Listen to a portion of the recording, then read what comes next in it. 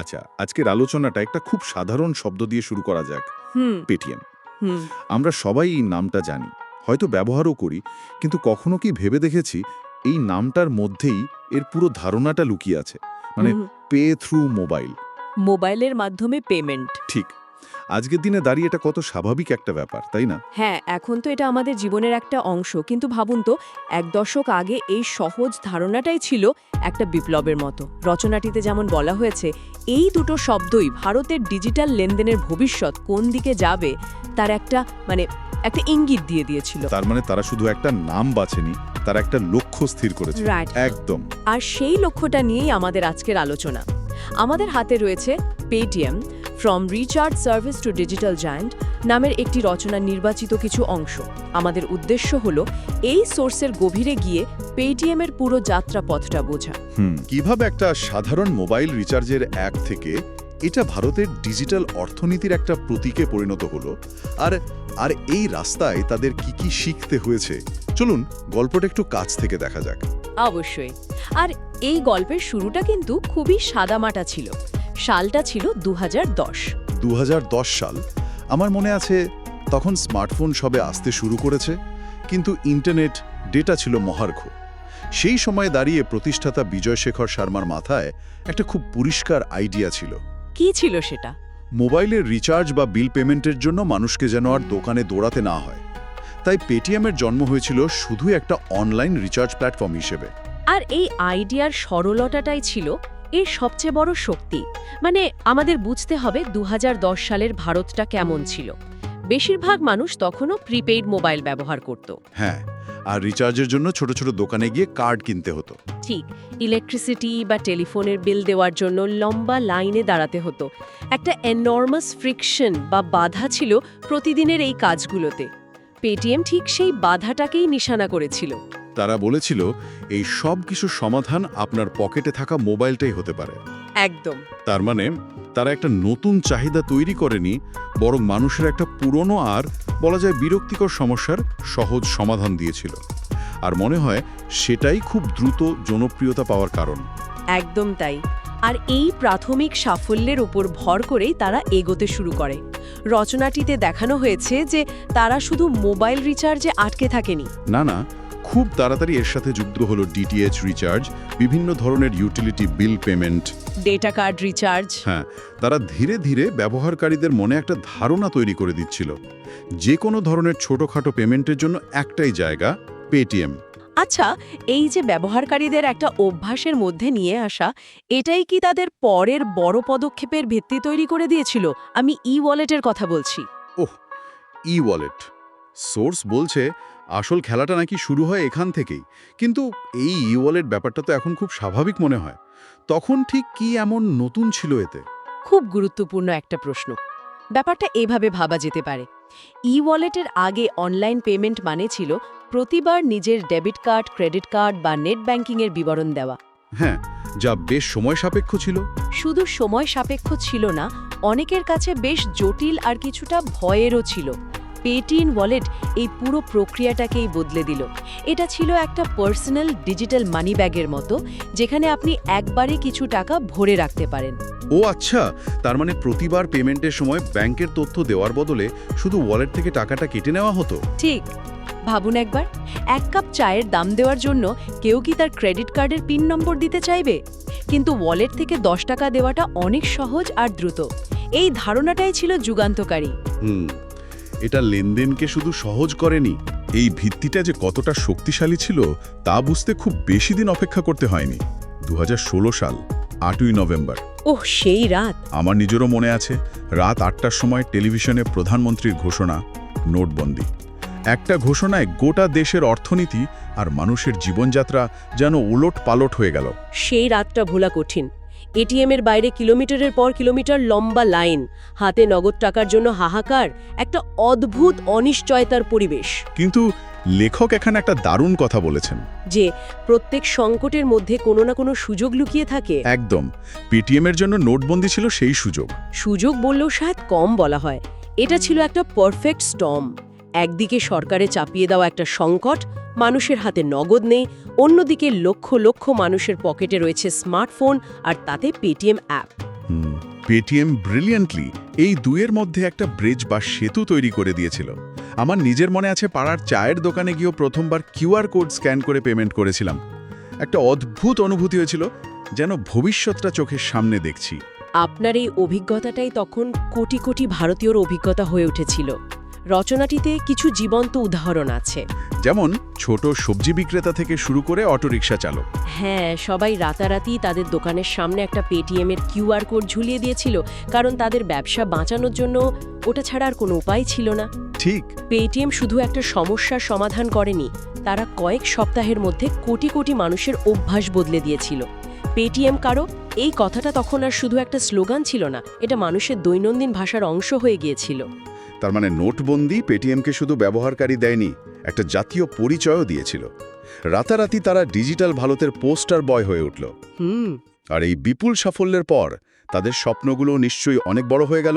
হ্যাঁ, এখানেই গল্পটা আরও জটিল আর আকর্ষণীয় হয়ে ওঠে। নোটবন্দির সাফল্য তাদের শিখিয়েছিল যে ভারতীয় বাজার বিশাল এবং এখানে অনেক কিছু করার সুযোগ আছে। তারা আর শুধু একটা পেমেন্ট অ্যাপ হয়ে থাকতে চাইল না। তাদের লক্ষ্য হয়ে উঠল একটা সুপার অ্যাপ তৈরি করা। একদম সুপার অ্যাপ, মানে এমন একটা অ্যাপ যেখানে ব্যবহারকারীর জীবনের প্রায় সমস্ত ডিজিটাল প্রয়োজন মিটবে। একেবারে। সোর্সে আদের পদক্ষেপগুলোর একটা লম্বা তালিকা দেওয়া আছে। তারা চালু করল পেটিএম মল, অ্যামাজন বা ফ্লিপকার্টের মতো তাদের নিজস্ব ই-কমার্স প্ল্যাটফর্ম। তারপর এলো পেটিএম পেমেন্টস ব্যাংক। হ্যাঁ, যার মাধ্যমে তারা সরাসরি ব্যাংকিং পরিষেবাতেও পা রাখল। শুধু তাই নয়, সিনেমার টিকিট, ট্রেনের টিকিট, ফ্লাইট বুকিং, ইন্স্যুরেন্স কেনা, এমনকি ডিজিটাল সোনা কেনাবেচার মতো পরিষেবাও তারা নিজেদের অ্যাপের মধ্যে নিয়ে এলো। কিন্তু প্রশ্নটা হলো, তারা কি আদৌ অ্যামাজনের সাথে পাল্লা দিতে চেয়েছিল, নাকি এর পেছনে অন্য কোনো কৌশল ছিল? এখানে লেখক একটা খুব ইন্টারেস্টিং বিষয় তুলে ধরেছেন। হয়তো তাদের আসল উদ্দেশ্য অ্যামাজনকে হারানো ছিল না। তাহলে কি ছিল? আসল লক্ষ্য ছিল ব্যবহারকারীদের নিজেদের ইকোসিস্টেমের মধ্যে আটকে রাখা। ভাবুন, একজন ব্যবহারকারী যদি মোবাইল রিচার্জ থেকে শুরু করে bill payment, shopping, ticket booking সবকিছুই পেটিএম অ্যাপে করতে পারে, তাহলে তার অন্য কোনো অ্যাপে যাওয়ার প্রয়োজনটাই বা কি? আচ্ছা। ব্যবহারকারীর ডেটা, তার খরচের ধরন সবকিছুই তখন পেটিএমের হাতে। এই ডেটা কাজে লাগিয়েই তারা ভবিষ্যতে আরও নতুন পরিষেবা আনতে পারত। এটা ছিল একটা অত্যন্ত উচ্চাভিলাষী পরিকল্পনা। উচ্চাভিলাষী তো বটেই, কিন্তু এত দ্রুত গতিতে উঠলে হোঁচট খাওয়ার ভয় তো থাকেই, তাই না? আর পেটিএম এর ক্ষেত্রেও কি ঠিক সেটাই ঘটল? কারণ তাদের এই যাত্রাপথটা সব সময় মসৃণ ছিল না। ঠিক। প্রত্যেক দ্রুত উত্থানের গল্পের মতোই এখানেও চ্যালেঞ্জগুলো আসতে শুরু করল। আর সেই চ্যালেঞ্জগুলো এসেছিল একাধিক দিক থেকে। প্রথম বড় ধাক্কাটা এলো তাদের স্বপ্নের প্রজেক্ট পেটিএম মল নিয়ে। হ্যাঁ, ই-কমার্সের বাজারটা এমনিতেই অত্যন্ত প্রতিযোগিতামূলক। সেখানে শুধু প্রযুক্তি বা টাকা থাকলেই হয় না, সাপ্লাই চেন, লজিস্টিক্স এবং গ্রাহক পরিষেবা এই সব কিছুর এক নিখুঁত মেলবন্ধন দরকার, যেটা অ্যামাজন বা ফ্লিপকার্টের মতো প্রতিষ্ঠিত খেলোয়াড়দের সাথে পাল্লা দেওয়াটা প্রায় অসম্ভব ছিল। একদম। আর একটা বড় সমস্যা তৈরি হয়েছিল তাদের ব্যাংকিং পরিষেবা নিয়ে, তাই না? হ্যাঁ, পেটিএম পেমেন্টস ব্যাংকের ওপর ভারতীয় রিজার্ভ ব্যাংক বা আরবিআই এর তরফ থেকে নানা সময়ে বিধিনিষেধ আরোপ করা হয়। আর এই আরবিআই, যারা ভারতের সমস্ত ব্যাংকের নিয়ন্ত্রক, তাদের এই পদক্ষেপগুলো পেটিএমের বিশ্বাসযোগ্যতার ওপর একটা বড় প্রশ্নচিহ্ন তুলে দিয়েছিল। এটা ফিনটেক দুনিয়ার একটা ক্লাসিক সমস্যা। একদিকে দ্রুত উদ্ভাবন এবং বাজার দখলের তাগিদ, আর অন্যদিকে কঠোর আর্থিক নিয়মকানুন মেনে চলার বাধ্যবাধকতা। ঠিক। এই দুটোর মধ্যে ভারসাম্য রাখাটা খুব কঠিন। পেটিএম যত দ্রুত বিস্তার লাভ করছিল, তাদের অভ্যন্তরীণ নিয়ন্ত্রণ এবং নিয়মকানুন মেনে চলার প্রক্রিয়াগুলো হয়তো সেই গতির সাথে তাল মিলিয়ে চলতে পারছিল না। আর তার ফলেই নিয়ন্ত্রক সংস্থার নজরে পড়তে হয় তাদের। কিন্তু আমার মনে হয় সবচেয়ে বড় চ্যালেঞ্জটা এসেছিল প্রযুক্তিগত দিক থেকে, সরাসরি প্রতিযোগিতা হয়ে। আমি ইউপিআই এর কথা বলছি। ওহ, ইউপিআই! বাজারে যখন গুগল পে আর ফোনপের মতো খেলোয়াড়রা এলো, তারা পুরো খেলার নিয়মই বদলে দিল। হ্যাঁ, ইউপিআই ভারতের ডিজিটাল পেমেন্টের জগতে একটা নিঃশব্দ বিপ্লব ঘটিয়ে দিয়েছে। আর এখানে পেটিএমের ই-ওয়ালেট মডেলটা একটা বড় ধাক্কা খেল। আচ্ছা, সেটা কিভাবে? ব্যাপারটা বোঝার জন্য আমরা আবার সেই মানিব্যাগের উদাহরণে ফিরে যেতে পারি। পেটিএম ওয়ালেট ছিল একটা পার্সোনাল মানি ব্যাগ, যেখানে আপনাকে আগে থেকে টাকা ভরে রাখতে হতো। আর ইউপিআই হলো একটা মাস্টার কির মতো, যেটা দিয়ে আপনি কোনো মানি ব্যাগ ছাড়াই সরাসরি নিজের যে কোনো ব্যাংক অ্যাকাউন্ট থেকে টাকা লেনদেন করতে পারেন। বাহ, দারুণ তুলনা। তার মানে গুগল পে বা ফোনপে এই মাস্টার কিটা ব্যবহারকারীদের হাতে এত সহজে তুলে দিল যে আলাদা করে মানি ব্যাগ ভরার ঝামেলাটাই অপ্রয়োজনীয় মনে হতে শুরু করলো। ঠিক তাই। ইউপিআই ছিল একটা ওপেন সিস্টেম, যা ভারত সরকার তৈরি করেছিল। গুগল বা ফোনপের মতো কোম্পানিগুলো তাদের সহজ ইউজার ইন্টারফেস আর ব্র্যান্ড ভ্যালুকে কাজে লাগিয়ে এই মাস্টার কিটাকেই জনপ্রিয় করে তুলল। ফলে পেটিএম, যারা এতদিন তাদের ওয়ালেটের ওপর নির্ভরশীল ছিল, তারা হঠাৎ করে একটা তীব্র প্রতিযোগিতার মুখে পড়ে গেল। তাদের যে প্রধান শক্তি ছিল, সেই ওয়ালেটই তখন একটা অতিরিক্ত ধাপ বলে মনে হতে শুরু করলো অনেকের কাছে। এত কিছু উত্থান পতন, এত চ্যালেঞ্জের পর আজকের দিনে দাঁড়িয়ে পেটিএমের অবস্থানটা ঠিক কোথায়? সোর্স অনুযায়ী সব সমস্যার সত্ত্বেও পেটিএম আজও ভারতের ডিজিটাল পেমেন্ট খাতের একটি অত্যন্ত গুরুত্বপূর্ণ নাম। কথাটা একেবারে সত্যি। পেটিএম হয়তো আজ আর বাজারের একচ্ছত্র অধিপতি নয়, তাদের সেই সুপার অ্যাপ হওয়ার স্বপ্ন হয়তো পুরোপুরি সফল হয়নি। কিন্তু আমাদের এটা ভুললে চলবে না যে তারাই প্রথম কোটি কোটি ভারতীয়কে ডিজিটাল পেমেন্টের সাথে পরিচয় করিয়েছিল। তাদের হাত ধরেই চায়ের দোকান থেকে শপিং মল পর্যন্ত কিউআর কোড পৌঁছেছিল। তাদের দেখানো পথেই আজ অন্যরা হাঁটছে। একদম।